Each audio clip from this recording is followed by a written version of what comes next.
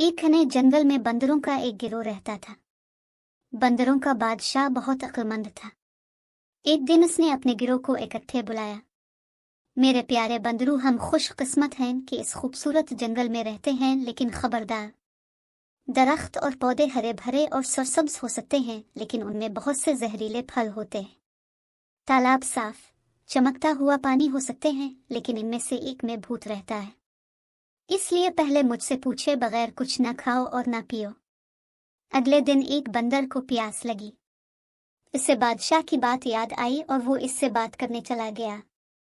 बच्चे, फिक्र न करो, बादशाह ने कहा, मैं तालाब की छानबीन करूंगा कि यह महफूज है।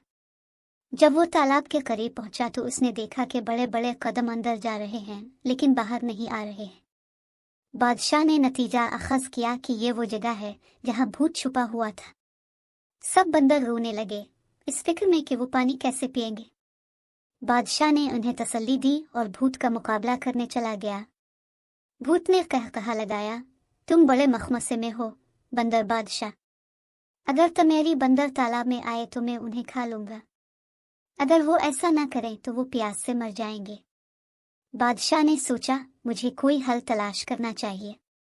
इसने अपने बंदरों से बांस के टुकड़े जमा करने को कहा। खोखली बांस की छड़ियों को आपस में जोड़कर उसने एक बड़ा पाइप बनाया जो तालाब का पानी चूसता था।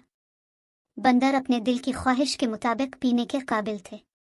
सबकी तरफ से बंदर बादशाह को सलाम, बंदरों ने नारे लगाया। वो भूत जिसे बंदर बादशाह ने अपनी समझदारी से शिकस्त दे दी थी, वो लंबे चेहरे के साथ तालाब में वापस चला गया। जब चीजें मुश्किल लगे तो कभी हिम्मत न हारें, बंदर बादशाह की तरह बासब्र और होशियार रहें।